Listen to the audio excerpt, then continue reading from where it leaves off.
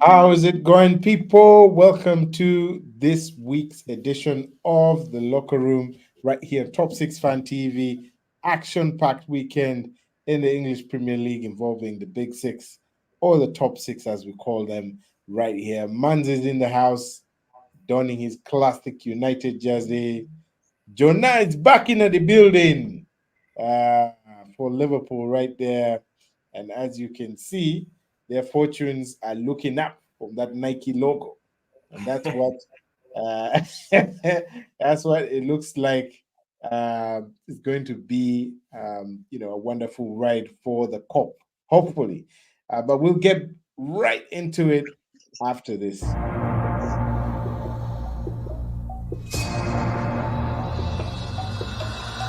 Bukayo Saka in! Anthony!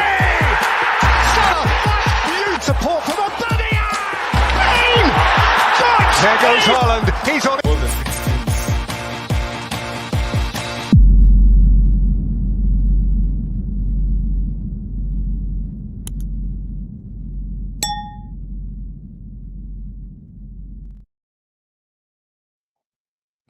Fantastic. Welcome if you're just joining us to the locker room right here on Top 6 Fan TV. Matthew is the name. And as you can see, I am representing the Gunners right here.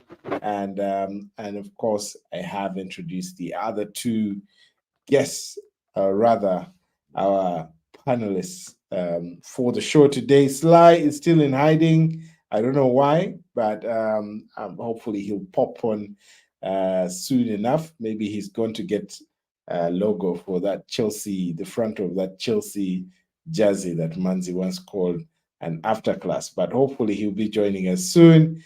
But we'll jump straight into the action with the big game from the weekend. Drama, fireworks at the Etihad as Manchester City welcomed the Arsenal to the final score. City scoring a dramatic equalizer right at the death to snatch victory from Arsenal. And fantastic game that you would say the referee almost spoiled. I'm not sure, but Jonah, I'll bring you in on this one. What was your take from the game? Of course, Haaland's opening the scoring there to send some nerves down the spines of the Arsenal faithful before Arsenal rallied back with two goals from Calafiori and Gabriel Magalhaes. And of course, that set it up for a very nice rest of the game. Trossard with a controversial red card there from the referee for kicking the ball away. And, it was drama till the end. John Stones coming on to score the equalizer for City. Jonah, did City survive this one? From the way they're celebrating, looks like they appreciated the points, or did Arsenal throw it away? I mean, for me, definitely the ref ruined the game. Like from the alleys, he was trying to impose himself and make it about himself, giving yellow cards here and there. The Trossard second yellow, the first yellow, yes, definitely was a yellow. He pulled the player back. The second yellow, I think at some point you have to think as a ref that this is a big game. There's going to be controversial things happening here and there. That was a very small incident. You kind of have to let some things go. The first half was almost done. You just let some things go and say, guys, keep it down, be cool. Then there was the incident with Arsenal's first goal, Calafiori, where Walker claims the ref called him over and then didn't give him time to set himself and all that. I think the ref kind of ruined it. But all that being said, who survived? Arsenal was sitting back the whole time. So I think Arteta had a plan. I think Arteta's plan was best case draw. If we're lucky, we win. Getting those two goals was magical. Like no one expected Arsenal to get those goals very quick like that. And he was like, okay, then we can win it. And obviously even Arsenal fans were like, we can win it. But going in, I'm sure every Arsenal fan will tell you that they would have been happy with the draw. But getting the draw the way they did, it always leaves a bitter taste in the mouth. Yeah. Very much so, very much so. It did feel like a loss for a lot of Arsenal fans out there. But I mean, Manzi, the ref, Jonah touched on the ref there with that controversial decision to send off Trossard, and of course, City still also feeling undone by the ref on that goal for Calafiori, where Walker was still, trying to get himself back onto the pitch after being called off. Do you think that the ref ultimately cost both sides victory, or did the game plans play out, and would Arsenal have continued to, basically shut the bus, or as some say, park the bus? What was your take on that? Manzi, you're on mute. Sorry. Yeah, on the game, I would say it, of course, was a shock. I agree with Jonah. Everything Jonah said. I think I'm not going to say the ref was best, but the ref made some mistakes. Like some of those calls, they were not consistent. Like that kicking the ball away. I think City player, I forget his name, also did the same thing, but was not booked or called back. 45th. What was that? Doku. Yeah, Doku. Sorry, my bad. Yeah, Doku. 45th minute, we're almost going to the break. Man, just chill that thing and we move on. And so early in the game to have that red card for Arsenal, I thought already before the game began, I thought they would do like two. I thought it would be like 2-0 to City. But man, this Calafiori signing. Okay, his goal was quite legit. Like it was a real.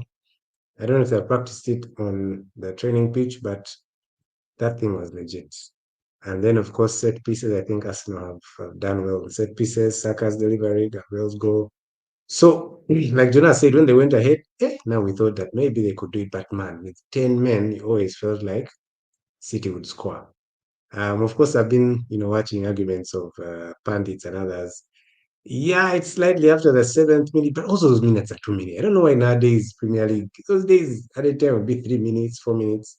Nowadays, man, if at a time is 7 minutes, that means you can let the other kicking the ball away go because like another 30 seconds. But if you punish a guy for kicking the ball away and then you still put a large amount of extra time, yeah, I think Arsenal had done. And what makes me even now laugh more is that City guys were celebrating the draw like it was a win. Hey, I didn't understand it. Like it was a draw. It's 1 point each, but the City guys over celebrated it.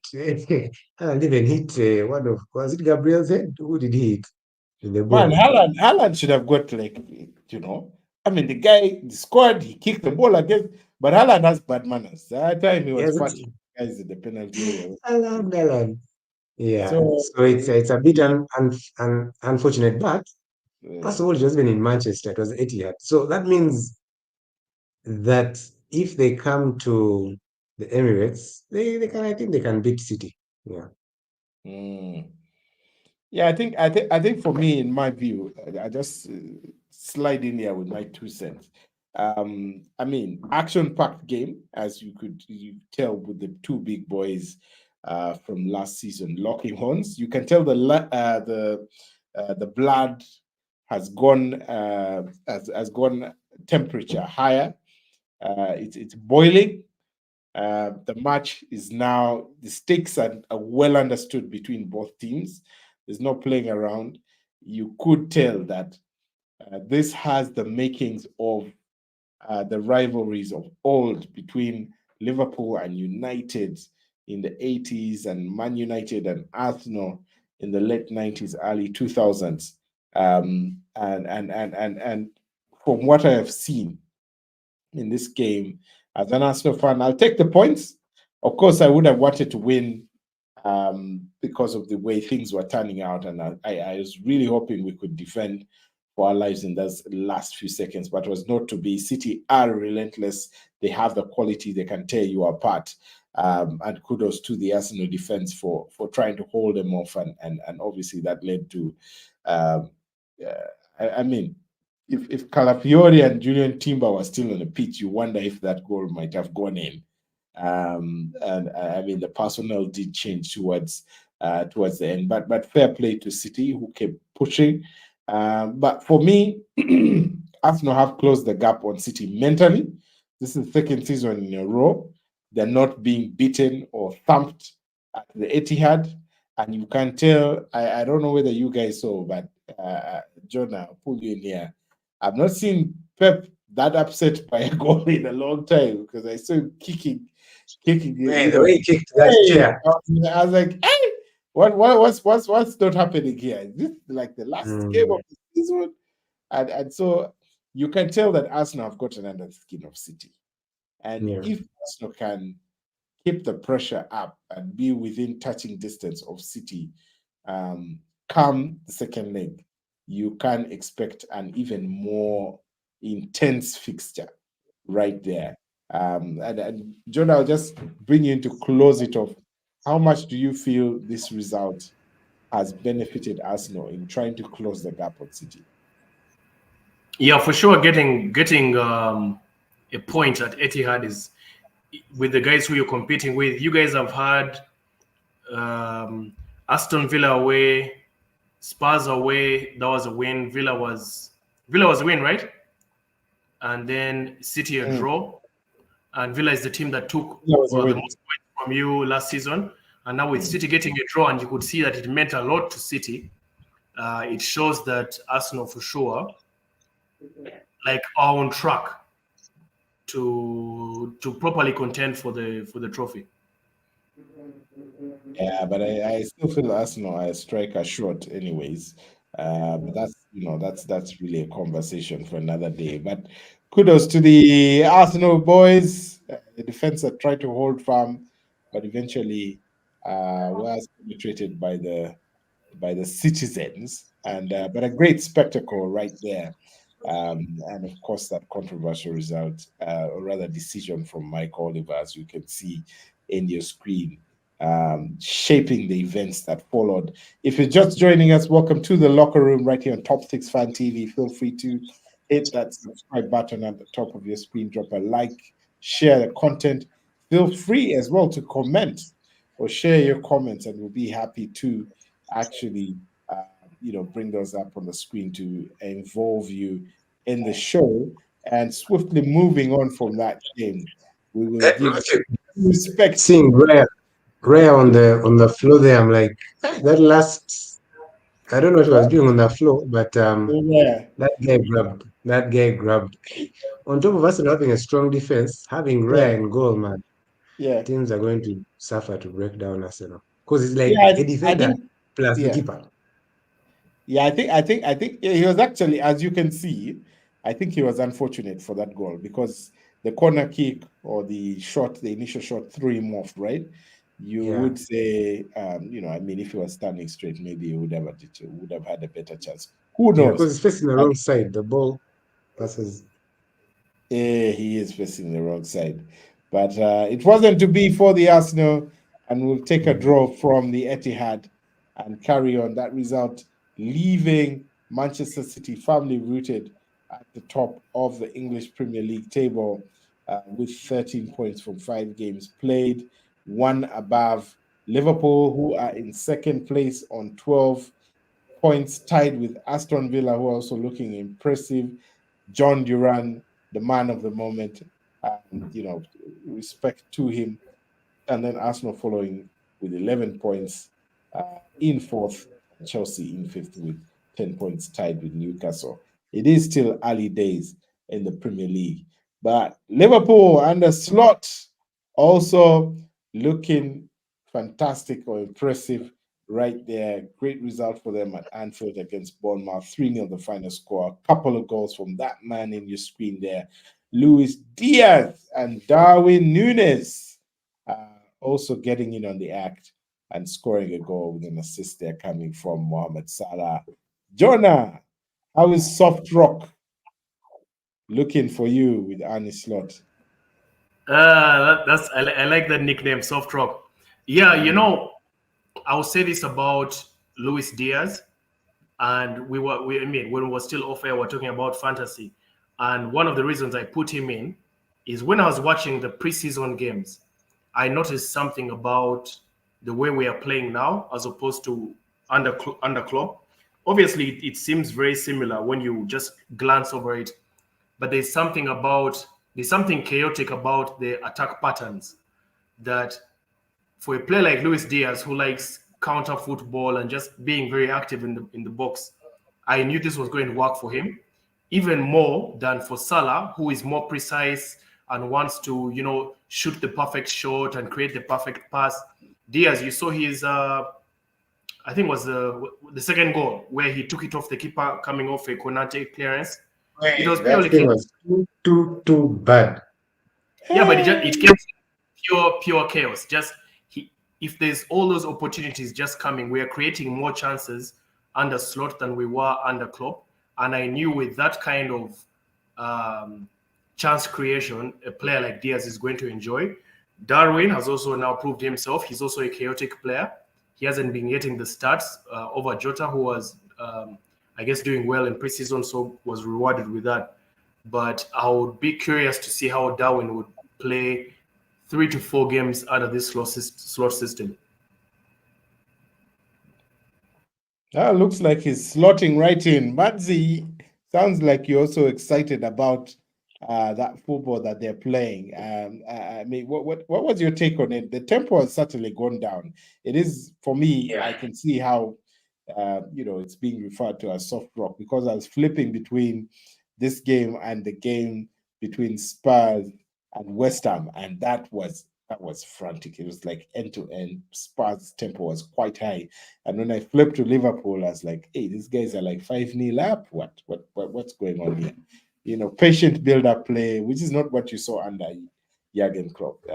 It's gegenpress. So, Manzi, impressed with the new Liverpool?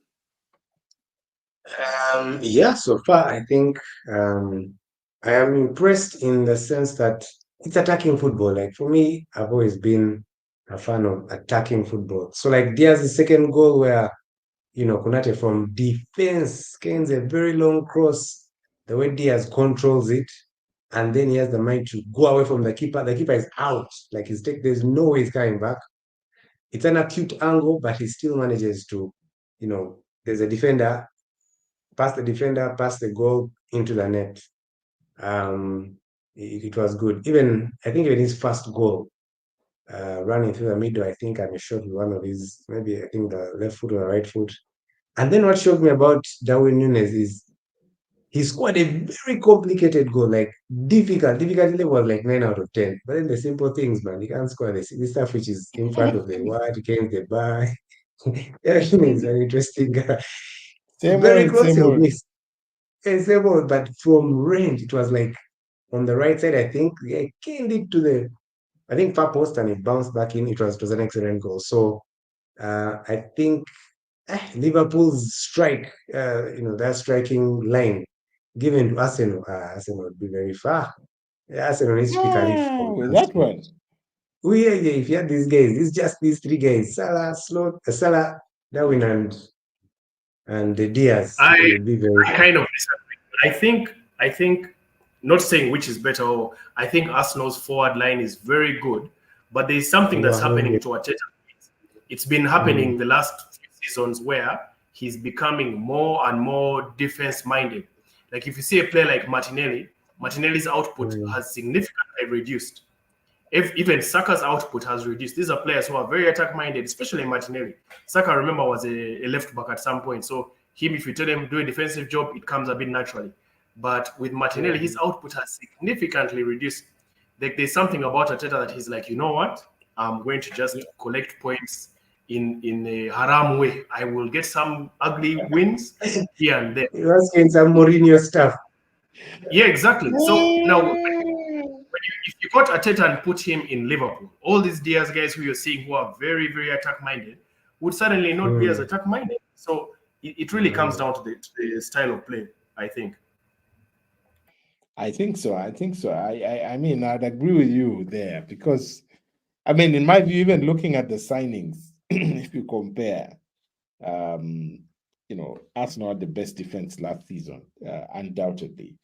And with, of course, missing Jurrien Timber. And as you've seen, Jurrien Timber can ably fill in at left back. You have Zinchenko there. You even have the likes of Kivio, who has played there. You have Kirentini, who's coming back from injury. And for me to see him bringing in Calafiori, I know Calafiori was a hot prospect, and he's looking great. Potentially the defender for the future there, that in that left back role, and you can see the flexibility that offers him, because he started with Julian Timber at right back, Calafiori at left. You can tell that he's a lot more comfortable with Julian Timber in that team than Ben White. So Ben White actually needs to look over his shoulder, because that's going to be very interesting. But coming back to the point, we had enough left backs, but the guy is buying Calafiori, and you're looking at your attack and wondering. Of course, Mikel Merino has not come into play because of his injury. But you look at it and wonder, why weren't we chasing one of the big strikers out there? I know there are not many, but you still had, of course, the choice between Gyökeres, Osimhen, Alexander Isak. Going rattle Juventus. Going rattle Juventus. A guy like Iran, and he's doing something. Like, there's always guys out there. There's his whole job is to scout. They can find guys who have never heard about, and those will be good players.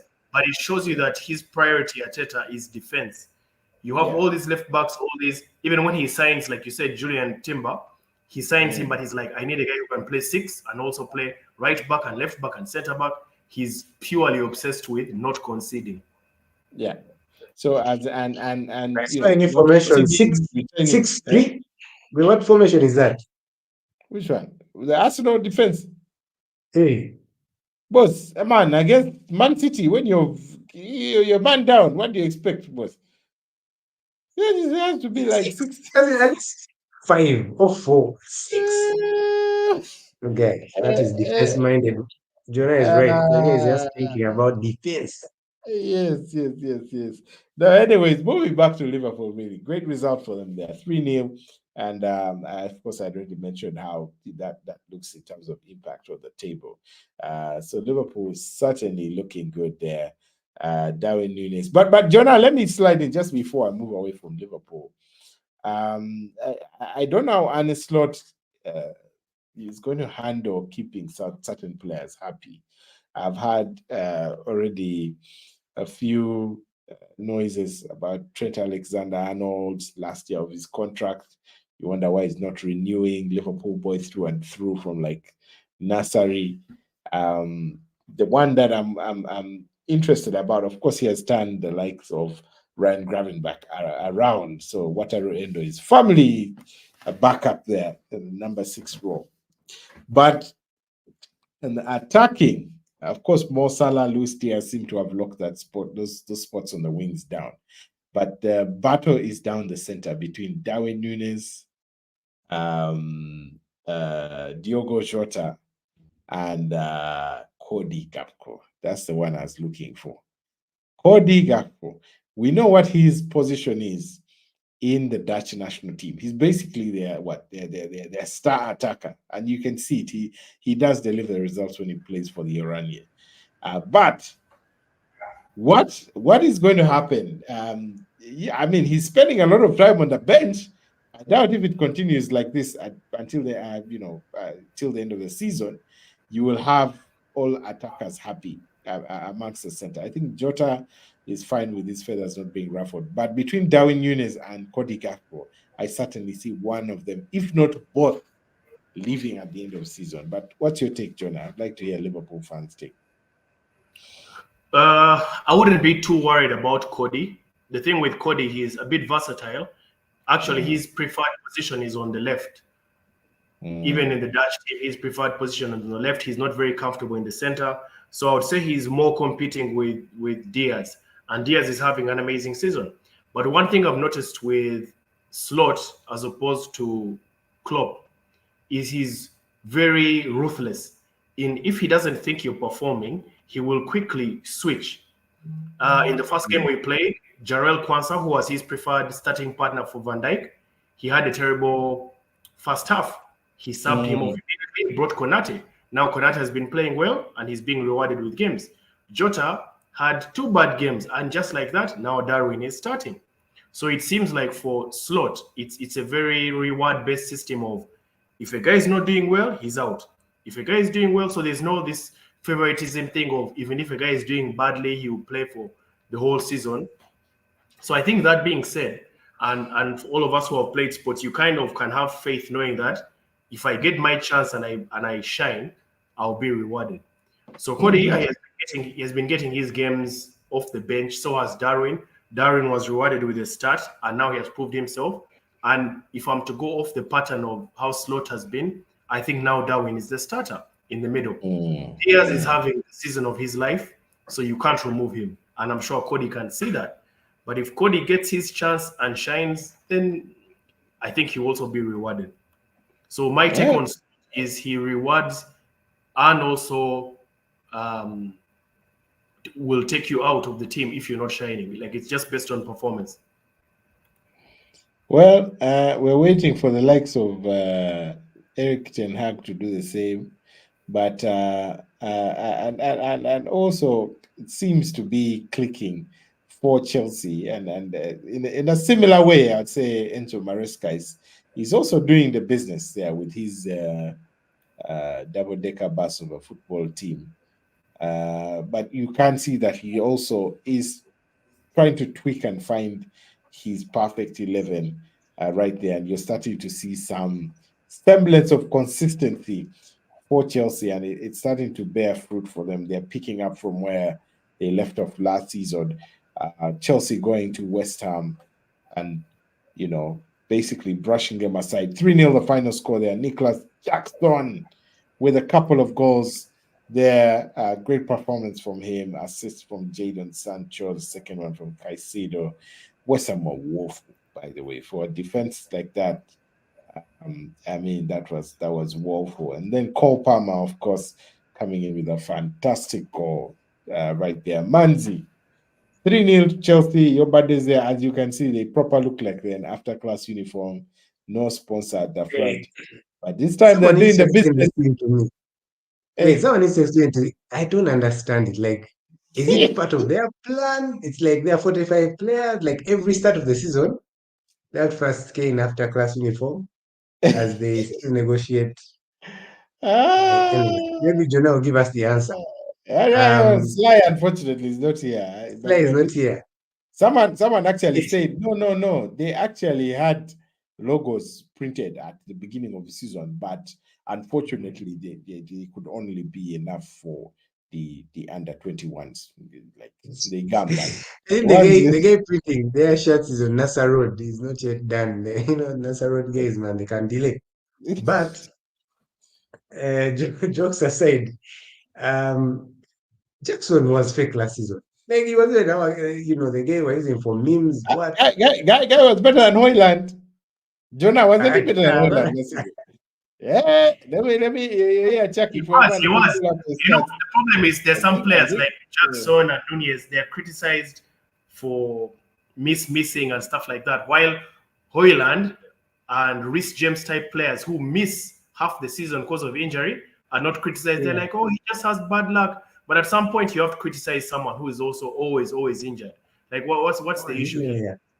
I think because most players, like I saw an interview with Wayne Rooney some years back where he said most players go through their career injured all the time, but you just have to ride some of these injuries. So most of these players who are like injury prone, I think they just can't take any kind of pain. They say, this cutting is paining, now I can't play. So at some point you have to call out some of these injury prone players. Yeah. Hoyland is out. Injured. Was this guy in United was always injured. What the number of them? He's a pundit now. I forget his name. But coming back to Chelsea, Nicholas, I think he did well. First of all, West Ham was too porous today. That game, that defense was too weak. So they just passed through the middle twice, like the same move. The goal was similar, but I liked Jackson's goal. They were quite cool. Like left foot, right foot, running, not running. Actually, one of his goals was like Haaland's goal. Just run, run, run, then shoot, and then hope for the best. Actually, his first goal came the keeper an egg. That was also difficulty level is like 8 in between his legs. And then of course Cole Palmer, like I mentioned before the show, that his team What was a quite finish. legit because A it finish. was on the left wing, it was acute, it was away from the keeper post and then in. So Cole Palmer is on my fantasy team, actually is my captain. That guy is legit. Cole Palmer last season carried the team alone. Alone. Uh, Everyone else was weak. one. Alone. This season he has guys helping him score goals and what. But man, Chelsea can kick United out of the top four.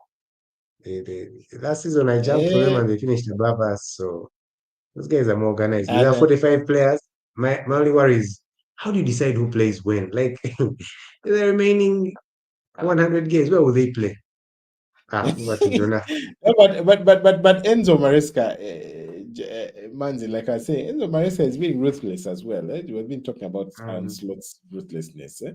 This guy is starting to find his team. You Yeah, can now start. If you think about it, you're now starting to mention some players who you're sure will start for. Joshua, yeah, Palmer will start. Palmer will Mm, start, Madueke will start, Enzo yeah. and Caicedo are being forced to start by virtue of them being the most expensive players in the league. So those two have to find a way to figure it out by force. But then for Yeah. him also, his defense has settled. Mark Cucurella is now undisputed ever since he came back Cucurella is from legit. That guy is okay. Levi Colwell is playing. Now, one Mm, who went under the radar was Tosin Adarabioyo, the guy who was bought from mm. Fulham and previously came from Man City's academy. He actually played for, made a few appearances for City like 3 seasons back. Tosin Adarabioyo, very solid guy, tall guy, very physical. Yeah, the same Mm. mold. And then Wesley Fofana, of course, is back from injury, long injury, but showing signs that he still needs to get back. So Chelsea are starting to be stable. And then on top of that, you have, of course, he's trying Jadon Sancho on the left. I think really because he pushed for him and got him signed. But you have the likes of Pedro Neto, Christopher Nkunku, João Felix coming off the Mm. bench. Of course, others like Keenan Dewsbury Hall as well. And then in defense, they're also stacked. They have Axel Disasi, Benoit Badiashile, who's not even playing, Mudrik, the forgotten guy. Uh, Mm. and they still have others like Reece James, Malo Gusto, Romeo Lavia out injured. So Chelsea are looking interesting, Jonah. Where do you think, how far do you think they'll go this season? They're looking settled with that football from Enzo Maresca, and they're starting to find some rhythm. So they could be an interesting side. Yeah, I mean, for me, honestly, I think Chelsea are a bit of a dark horse in this whole thing. Not Mm, saying that they are contenders, but they may be disruptors. I think mm, the Chelsea of this season versus the Chelsea under Pochettino is very different. I think Enzo Maresca has kind of figured these guys out, getting them to play some good football. They're creating chances. Whether those chances are converted may be a bit of an issue because it will never be the same starting 11. So mm, that creates issues in terms of having a fluid chemistry within the team. But mm, I think they may be disruptors of whoever plays them will have an issue. I think so as well. I think so. Well, swiftly moving on from Chelsea to Spurs, who came back from a set of disappointing results, which of course, among which included that defeat to the Arsenal in the North London derby, coming back to actually beat Brentford 3-1 at home at the Tottenham Hotspur Stadium. Goals coming in there from Dominic Solanke, Brennan Johnson, and Madison. And that really got them running. And good recovery from them. Intense football. I actually enjoyed that match. Like I mentioned, I was flipping between this one and Bournemouth versus Liverpool, which I found quite slow. And this was actually a lot more entertaining. So Spurs, as usual, blowing or being Spursy, blowing hot and cold. but I would certainly take their fluidity in attack. From my view, because I still believe, like we rightly called out, Arsenal are way too pragmatic in terms of not wanting to concede goals, very dogged. So they are prioritizing solidity and control and possession over attacking flair for Arteta. So kudos to the Spurs team, but it still is early days. They're not yet out of the woods. And before I forget, my boys from Old Trafford visiting Crystal Palace, and there's actually no visuals to show because there are no goals. But man, the please comment about Man United visiting Crystal Palace. Matthew, too fake. Nil the final score. My friend, Or that rather, game. the result, there was no score. United, my dear United. So But Crystal Palace were that actually game looked like that promise. Like there were chances, but case they were not clinical. Caning posts, caning crossbars, and missing. And I think in their heads they thought Crystal Palace is weak, will score in the second half. Second half began. I think Crystal Palace came back into the game a bit. They tried also to have some shots on goal. But in jokes like this, the 90 minutes gum, the extra time gum, and it ended 0-0. Those are the guys who are real blowing hot and cold. They first shook some random team sort on 3. They caned Baka. Did you cane Baka 7? Barnsley. Some guy said, of those 7 goals, they should have kept some. You That's what I'm guys, saying. wait.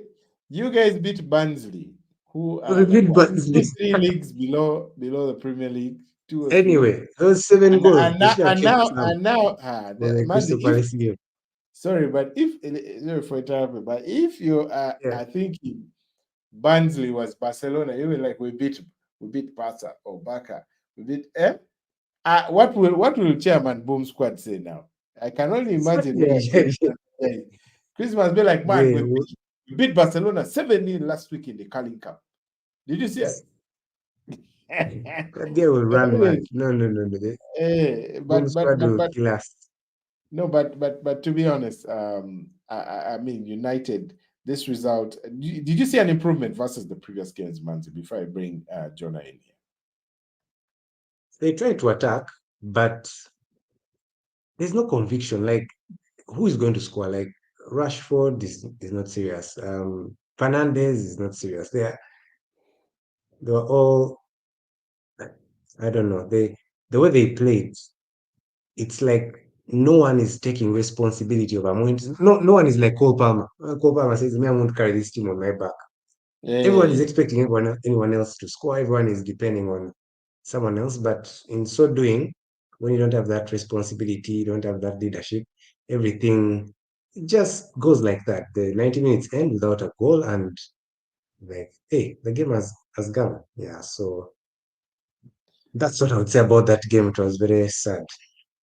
Well, Chances, no goals.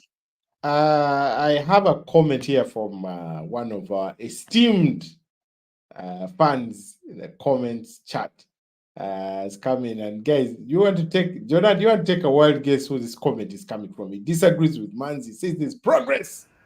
Is what Boom I'm Squad? saying? Chairman Boom Squad, Christopher Wagwan, sliding in there and saying, no. What do you mean? Number one United fans. There's progress. That is what matters. Boom. I don't know whether this was for the chances that hit the crossbar. Anyway, there is a boom. But he goes on to say, everything I see on pitch is exactly in line with what Onana told me and how I advised you. Christopher Nantaja, for those who may not know, a passionate Manchester United fan, got to, had a chance when Onana came to Uganda to, interact with him at one of the gyms. And as you can see, he was dishing out expert advice. So Onana, since that reaction, has saved a few penalties. I think he has kept 2 clean sheets. So Chris Nantaja, please keep doing what you're doing. And he says, yes, he's yet to concede since I spoke to him. Boom! Long may By that the way, Hey. Onana grabbed. He will grab. By the way, in that Nana game, grabbed. Nana, I mean, the guy grabbed. should come back to Uganda. Yeah? Yeah, but Come that's back what to you paid to. Uganda. You paid to grab. And actually, now I've remembered Henderson was too legit. Wait, the game made Yeah. sense. Mm. Yeah, Henderson, I mean, ex-United guys, obviously very excited. Another comment here coming from, the Man United guys are on fire here. Eh? Aubrey Agaba, United fan, saying, I think United is progressing. They have the most chances created this season, by the way. True, it is wasteful, but with the striker returning, I think they'll capitalize on those. When is Hoyland coming back, Manzi?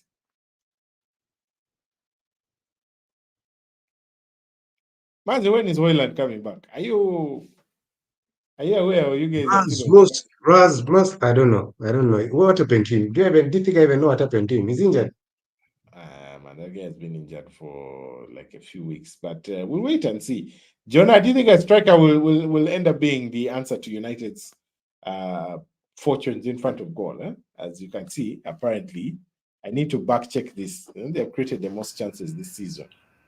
I'm not sure if they have created the most chances, but definitely having Hoyland in there might increase the conversion rate because he's really a good finisher when he gets chances. But the thing about Hoyland, if you think about last season, he wasn't getting the ball. Like that was one of the frustrations. All their wingers, when they get the ball, they're just thinking of cutting in. No one is trying to create for the central striker. They're all thinking of trying to get their own goals, whether it's Garnacho, Ahmad, or especially Rashford. Rashford, he gets the ball, we can predict what he's going to do. He's the most predictable wide forward. So that may be a bit of an issue. Even the attacking midfielders, I was seeing Bruno in the Palace game, he gets the ball and he's just shooting forward. So I don't know if having Hoyland back or if Zake finds his feet properly, I don't know if it's going to specifically solve the conversion rate issue, but it might solve it to some degree because Hoyland in particular, I think given 10 chances, scores 3, which is not bad. I think Speaking so. Some about more comments. let's speak Yes, about man. Zaxi. As in Zaxi and Garnacho, they kept running into each other. They were like twice. Where the guy is running, distributing the ball, and then you're like, man, you guys, what's up? And something else I remembered from the Crystal Palace side, And Tenag was clapping, man. and Eze bogged. The guy cut everyone, open goal. The guy came to the other side. That United survived. That thing would have ended 1-0. Jordan, this is that Eze thing. This is Darwin Nunes That we did is true, man. reincarnated. No, but don't, no, please. That guy, did you see his last game? He actually won the game for Crystal Palace. Solid guy. It was just a miss. Just a miss. The more comments coming in That's here unfortunate. from the Man United faithful here. Obragava continues to say, considering what we watched last season, United is progressing. Remember, Palace beat United 4-0 last season. Wait, I'd even forgotten about that. My goodness. But of course, I mean, he is back. He came on against Palace. Hey, is he talking about Hoyland? Hey, Rasmus Hoyland actually came on against United. Hey, you guys, you brought in, I missed the subs. You brought in Manuel Ugarte, Rasmus Hoyland, 76th minute, and Marcus Rashford in the 61st minute. And you couldn't score against Palace. Man, that defense must have been holding watertight. I missed that game, unfortunately. But yeah, the team was set up to frustrate United. And looks like, yes, he returned for 20 minutes in the last game. But United build on from this. We'll wait to see what happens. The another weekend of action is following in the coming weekend, and of course we will see from the Big Six. We have some interesting games. Manchester City go away next to Newcastle. I'm wondering about this one. By the way, big talking point. Another big talking point from that game. Manchester City versus Arsenal. Besides, what we just, went through with Trossard's red card, the defending, City nicking it at the end. Was it a loss? Was it more of a loss? Did it feel more like a loss for Arsenal or more of a win for City and all that stuff? Injury to one of their big players, the most consistent player, and actually contender for the Ballon d'Or, Rodri, getting an ACL injury in that game, anterior cruciate ligament injury. What that basically means is Rodri realistically is out for the season. He's going to come back with like what? 2 games to go. Gentlemen, and I'd like to bring the likes of Chris, Tofa, Nantaja, Obrekaba, all your fans in the virtual audience. Feel free to chip in with your comments on this one. What does missing Rodri for the rest of the season do to Manchester City's chances of retaining it?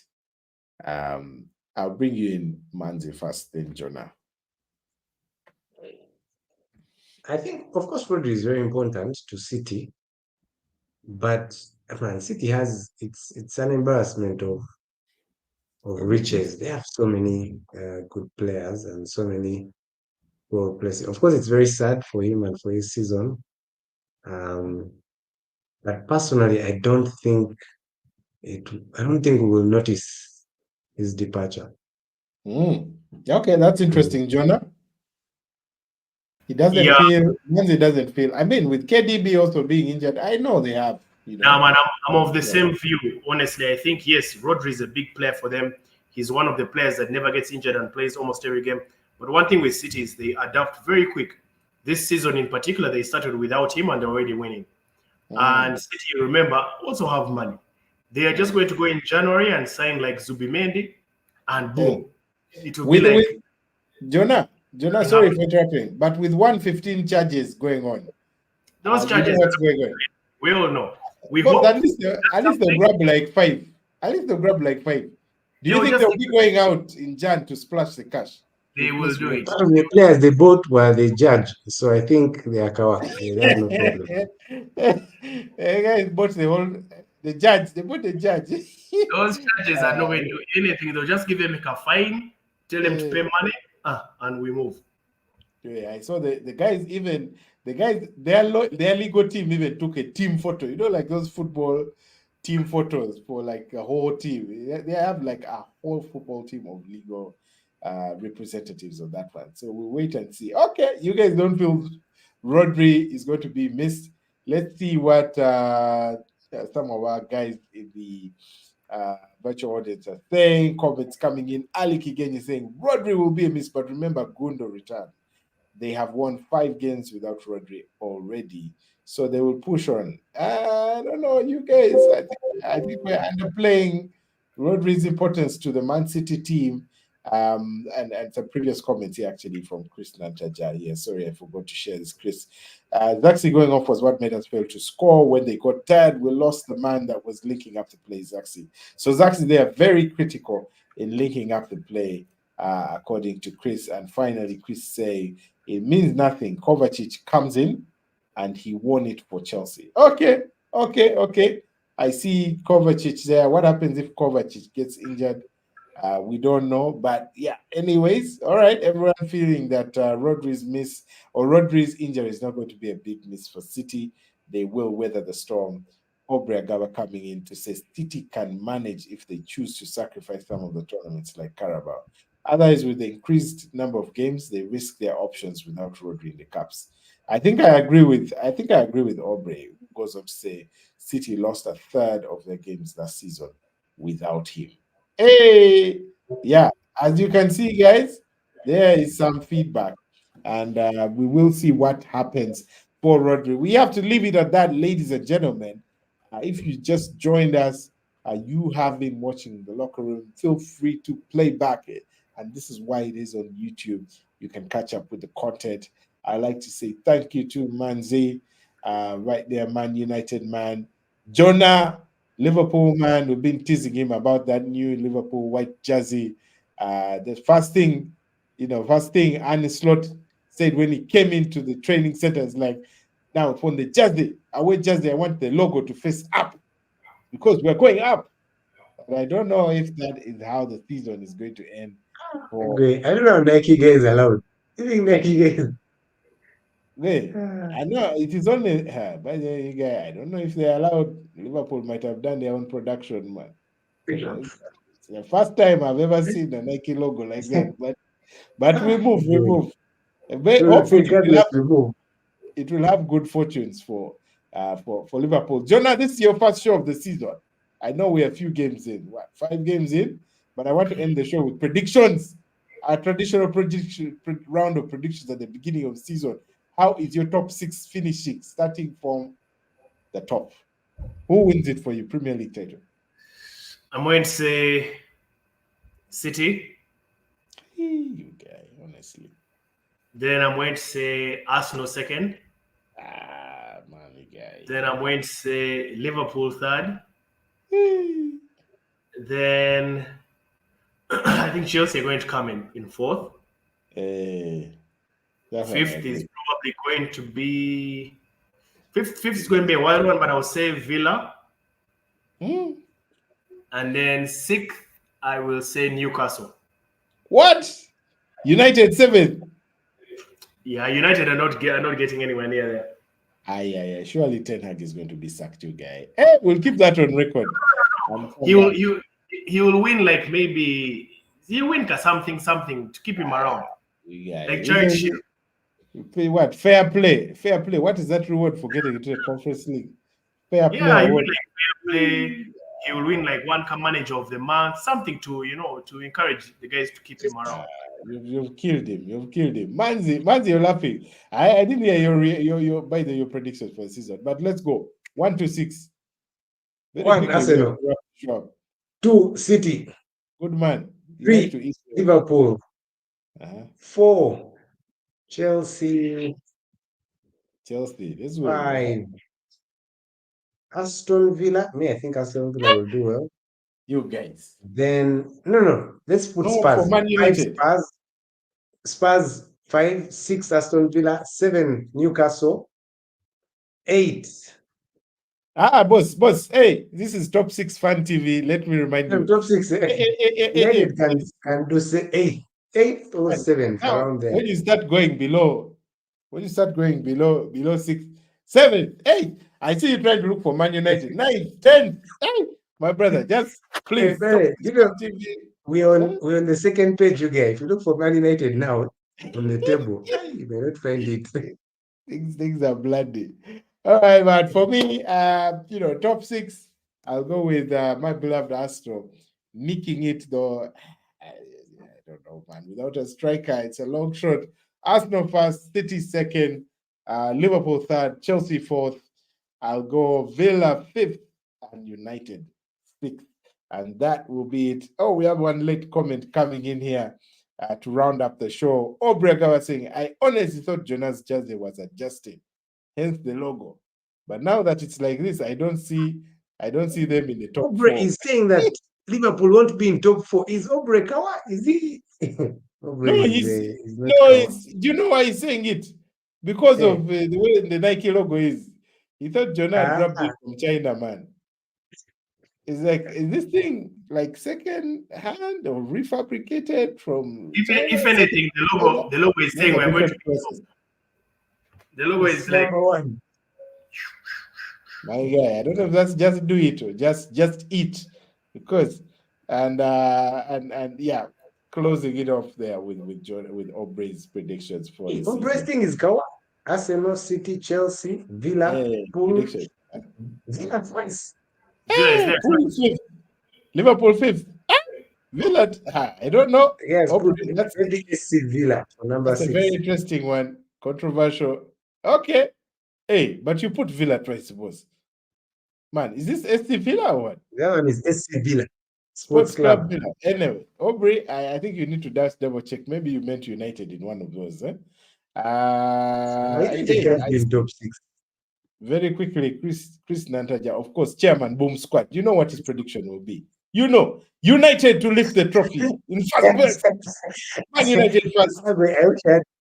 I wish I had Chris's faith, you guys. Liverpool in third. I don't know why he's jumping second. I think he assumes maybe Arsenal finish second. Chelsea in fourth. He's also impressed. And Aubrey correcting there and saying 6th will be Chelsea. We have to leave it at that, ladies and gentlemen. Thank you for joining us.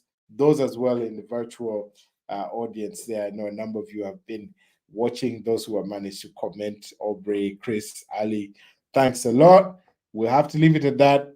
We will be back next week, same time, same place, right here on the Locker Room on Top 6 Fan TV.